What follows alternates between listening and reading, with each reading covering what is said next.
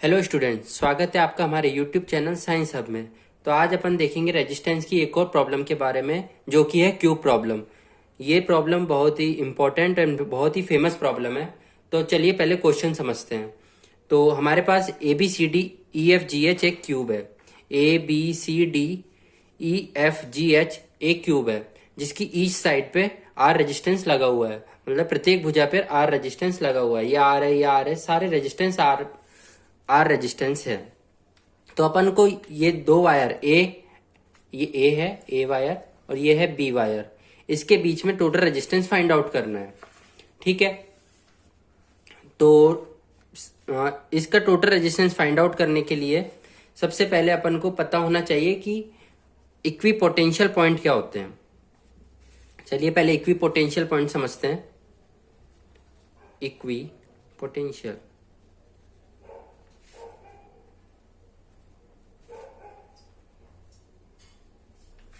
मतलब समविभव बिंदु।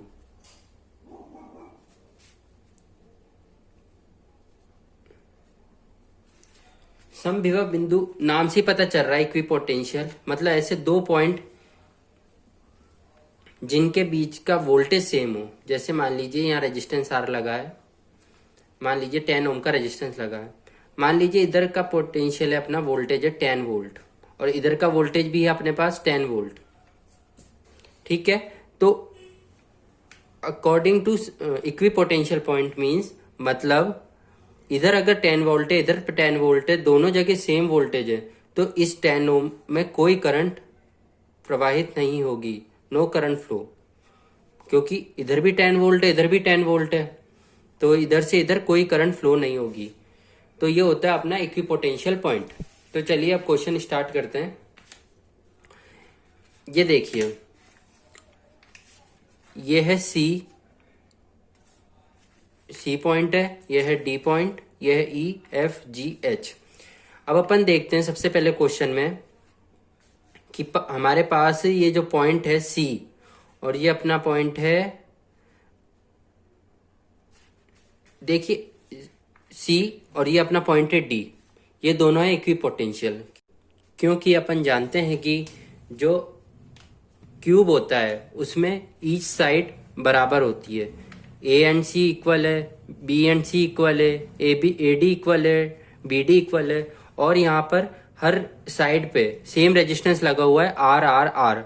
तो ये इक्वी पोटेंशियल पे होंगे। क्यों होंगे ये देखिए, वापस देखिए, ये अपना पॉइंट है सी और ये अपना पॉइंट है डी। ठीक है, अपन को जाना है ए से बी तक, ए से बी तक। तो सी से अपन चले, ये देखिए सेम डिस्टेंस है यहाँ से यहाँ तक, सेम डिस्टेंस है यहाँ से यहाँ तक। ठीक है, इसी टाइप से अपन ने लिया पॉइंट डी, ये पॉइंट है अपना डी, सेम डिस्टेंस है AD की और BD की, मतलब ये वाला पॉइंट और ये वाला पॉइंट इक्विपोटेंशियल हुआ। सी पॉइंट और डी पॉइंट इक्विपोटेंशियल हुआ। इसी टाइप से पॉइंट E और पॉइंट G, ये वाला और ये वाला, ये भी इक्विपोटेंशियल होंगे। क्यों होंगे ये देखिए, अपन को जाना है A से B तक। ठीक है, जो इसने डिस्टेंस यहां से कवर की, ये देखिए यहां से गया AH, फिर H से G, मतलब दो बार आ आया। ठीक है, E से B में जाते हैं, 1 2, इधर भी दो बार आ आया, तो इसने सेम डिस्टेंस कवर की। ठीक है, और रेजिस्टेंस भी सबके बीच में आर ही लगा हुआ है, तो इधर भी 2R रेजिस्टेंस इसने कवर किया टोटल, इधर भी 2R कवर किया। ठीक है, इसी टाइप से पॉइंट G पे चलते हैं। ये देखिए अपन को जाना है A से B तक, G को कवर करते हुए, तो A से H, H से G, इधर 2R कवर किया, ये G से F, F से B, फिर से 2R कवर किया, मतलब ये पॉइंट ये इक्विपोटेंशियल पे होंगे, मतलब समविभव बिंदु पे होंगे। ये पॉइंट एंड ये पॉइंट, ये भी इक्विपोटेंशियल पे होंगे। क्यों? क्योंकि एक तो रेजिस्टेंस सेम है, दूरी सेम है, सब कुछ सेम है, तो ये इक्विपोटेंशियल पे होंगे। मतलब अगर ये इक्विपोटेंशियल पे, तो ये सब इक्विपोटेंशियल पे होंगे, ये, क्योंकि सबकी रेजिस्टेंस आर ही लगे हुए हैं। अब मतलब क्यों अपन ने जैसे बताया था कि इक्विपोटेंशियल पे होते हैं तो उनमें कोई करंट फ्लो नहीं होती है उन वायर में, तो मतलब इस वाले वायर में कोई करंट फ्लो नहीं होगी। क्योंकि इक्विपोटेंशियल पे। इसी टाइप से इस वायर में भी कोई करंट फ्लो नहीं होगी। ठीक है, तो अब अपना सर्किट कुछ इस टाइप से बन जाएगा, देखिएगा।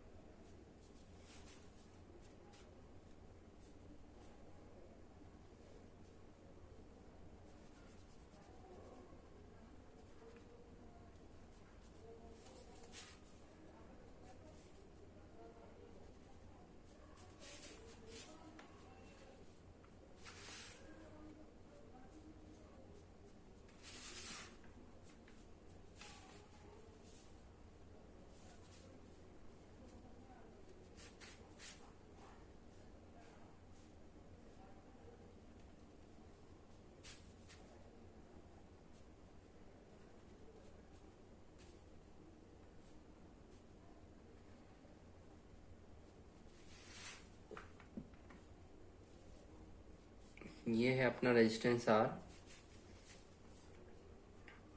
देखिए ये पॉइंट सी पॉइंट वायर और डीजी वायर, इसमें कोई करंट फ्लो नहीं होगी, तो हमने इसको हटा दिया यहां से। ठीक है, इधर से भी हटा दिया है। तो अपना सर्किट कुछ इस टाइप से बन चुका है। ये है रेजिस्टेंस अपना आर, ये आर रेजिस्टेंस है, ये आर रेजिस्टेंस है, सारे रेजिस्टेंस आर है।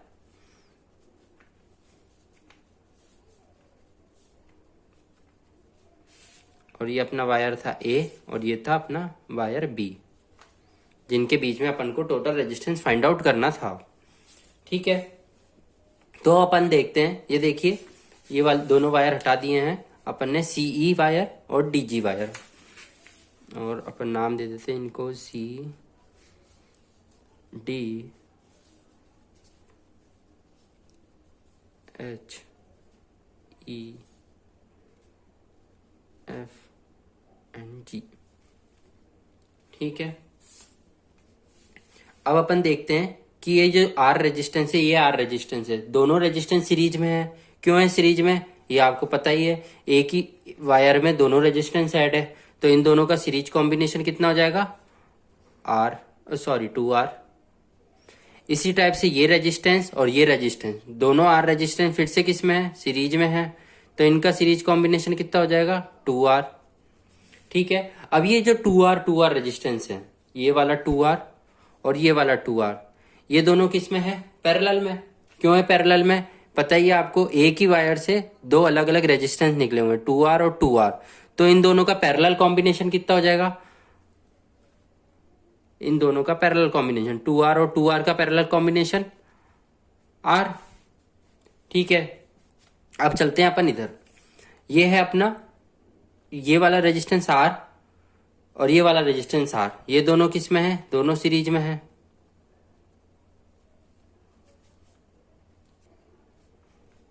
सेम इसी टाइप से ये रेजिस्टेंस और ये रेजिस्टेंस सीरीज में है, तो इसका टोटल रेजिस्टेंस क्या हो जाएगा, 2R।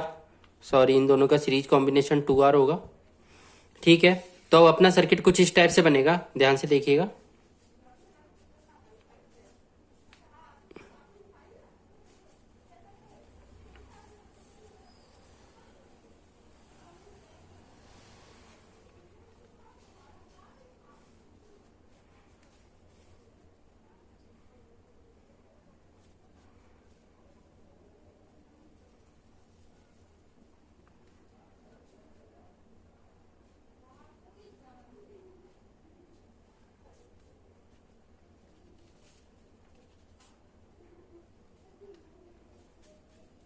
ठीक है, तो अपना सर्किट कुछ इस टाइप से बन जाएगा। अब ये जो 2R और 2R है, ये दोनों है पैरेलल कॉम्बिनेशन, तो इसका टोटल रेजिस्टेंस आ जाएगा अपने पास R। सेम ये तीनों R, ये वाला R, ये वाला R और ये वाला R, ये दोनों तीनों है सीरीज में, तो इनका टोटल रेजिस्टेंस अपने पास आ जाएगा 3R। ठीक है, तो अपन देखते हैं आगे। तो अब अपना सर्किट कुछ इस टाइप से बन जाएगा। ये ए वायर है, ये है अपने पास आर वायर, आर रेजिस्टेंस का वायर, ये है अपने पास 3R, और ये है अपने पास पॉइंट बी। अब इन दोनों का अपन को पैरेलल कॉम्बिनेशन निकालना है आर और 3R का, तो वो अपने पास आ जाएगा 1/R plus 1/3R is equal to 1/RT।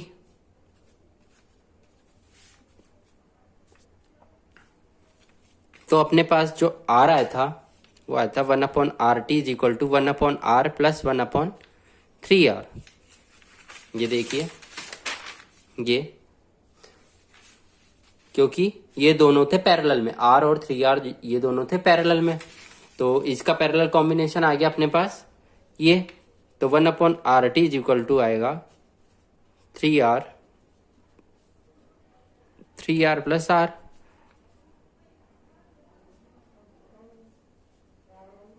Sorry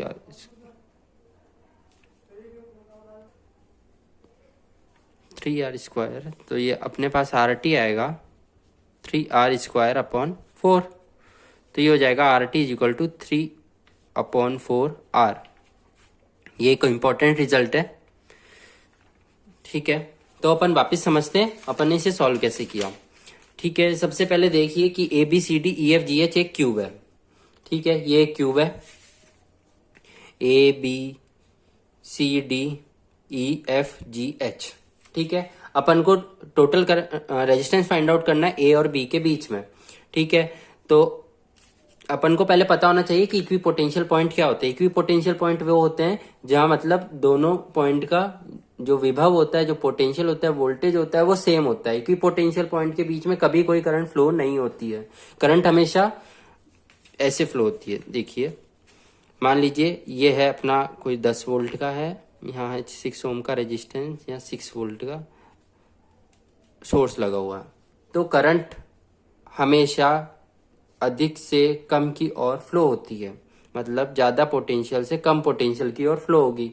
और वो कब तभी फ्लो होगी जब इन दोनों पोटेंशियल के बीच में डिफरेंस होगा। अगर ये भी 6 वोल्ट का होता तो इन दोनों के बीच में कोई करंट ही फ्लो नहीं होती। ठीक है, तो वो होता है इक्विपोटेंशियल पॉइंट। अब अपन को इस क्यूब के इक्विपोटेंशियल पॉइंट फाइंड आउट करने हैं, तो अपन देखते हैं पॉइंट सी पे। सबसे पहले यहां से अपन चले, ए से बी जाना है अपन को, तो अपन चले ए से सी, सी से बी, रेजिस्टेंस आ रहा है दोनों के बीच में, तो ये होगा इक्विपोटेंशियल पॉइंट पे सी और अपना पॉइंट डी। क्यों होगा? क्योंकि यहां से भी सेम इसको डिस्टेंस कवर करनी पड़ रही है और सेम रेजिस्टेंस इसको फॉलो करने पड़ रहे हैं।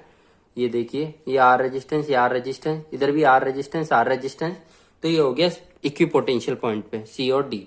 सेम इसी टाइप से ई और जी भी इक्विपोटेंशियल पॉइंट पे होंगे, ए से एच, एच से ई, इसी टाइप से ए से एच, एच से जी, ई से एफ, एफ से बी, इसी टाइप से जी से एफ, एफ से बी।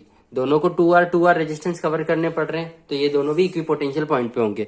तो ओवरऑल सी, ई, डी, जी, ये दोनों चारों है इक्विपोटेंशियल पॉइंट पे। अपन को पता है इक्विपोटेंशियल पॉइंट पे कोई करंट फ्लो नहीं होती है, तो अपन को उसको हटा सकते हैं, उस वायर को नेग्लेक्ट कर सकते हैं। तो अपन ने ये दोनों वायर हटा दिए, सीई वायर और डीजी वायर। तो अपना जो ओवरऑल सर्किट बना वो कुछ इस टाइप से बना।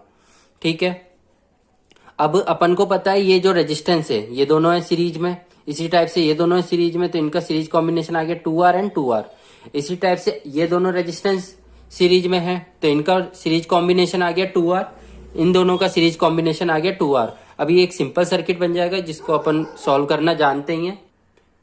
तो फिर इसका जो ओवरऑल रिजल्ट आएगा वो आएगा 1/RT equal to 1/R plus 1/3R। इसको सॉल्व कर लेंगे तो RT की वैल्यू आ जाएगी अपने पास 3/4R। अब R की कोई भी वैल्यू है, सीधा R की वैल्यू पुट करके भी आंसर निकाल सकते हैं। मान लीजिए R की वैल्यू है 2 ओम, तो अपन के पास RT क्या आएगा 3/4 इंटू 2, तो ये अपने पास आ जाएगा 3/2 ओम। ठीक है, ये तो जस्ट एग्जाम्पल है। तो ये होता है standard result RT equal to 3/4 ohm. अब यहाँ एक और बात आती है, ये था अपने पास फेस सेंटर्ड। फेस सेंटर्ड यानी देखिए, ये एक इसका क्यूब का ये एक फेस है ए बी सी डी, ये देखिए ये एक फेस है ए डी बी सी, ये क्यूब का एक फेस है।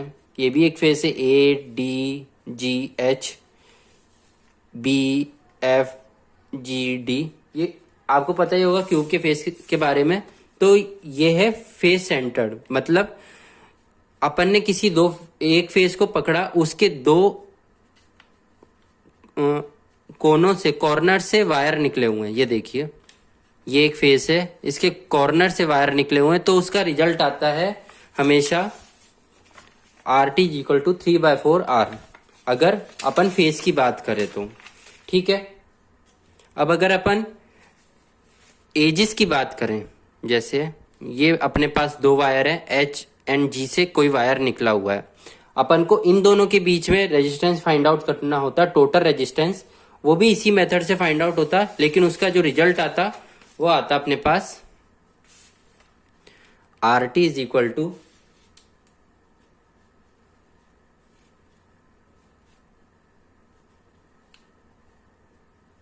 7/12 आर। ओम लगा देते इधर। ये आता अपने पास जब एज सेंटर्ड होता। एज मतलब मान लीजिए अपन को कहा जाता कि इन दो वायर के बीच में करंट फाइंड आउट करो, इन दो के बीच में। ये एज है, एज से ही अपन ने निकाला है। फलक होता, फेस होता, तो यहां से निकलता, एक एच से और एक एफ से, लेकिन ये एज है तो इसमें एच से और जी से निकाला है वायर, तो ये हो गया एज सेंटर्ड। ठीक है, अब अपने पास आता बॉडी सेंटर्ड, मतलब पूरी बॉडी से रिलेटेड, तो उसमें वायर निकला होता अपने पास एच से और एक वायर निकला होता बी से, तो उसका अपने पास रिजल्ट आता बॉडी सेंटर्ड का, वो आता अपने पास, ये है अपना एज सेंटर्ड,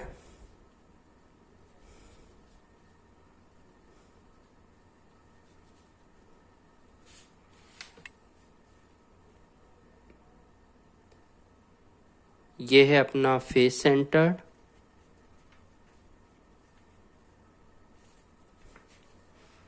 और अगर अपने पास होता बॉडी सेंटर्ड तो उसका रिजल्ट आता 5/6 इंटू आर ओम। ये है अपने पास बॉडी सेंटर्ड।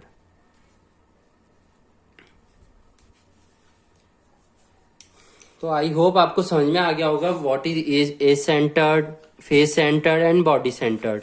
एक बार वापस देख लेते हैं इन तीनों के बारे में। देखिए इस क्वेश्चन में अपन ने फाइंड आउट किया ए और बी के बीच में, ए पॉइंट ये है और बी पॉइंट ये है, ये है एक फेस पे, तो ये होगा अपने पास फेस सेंटर्ड। क्यों है फेस पे? ये देखिए एक पूरा फेस है, एक फेस का एक पॉइंट लिया है अपन ने, और जो दूसरा तार लिया है वो फेस के दूसरे पॉइंट से लिया है, बिल्कुल अपोजिट पॉइंट से। आप कह सकते हैं एक तरीके से डायगोनली अपोजिट पॉइंट है, तो ये अपने पास हो गया फेस सेंटर्ड। एज सेंटर्ड में क्या होगा?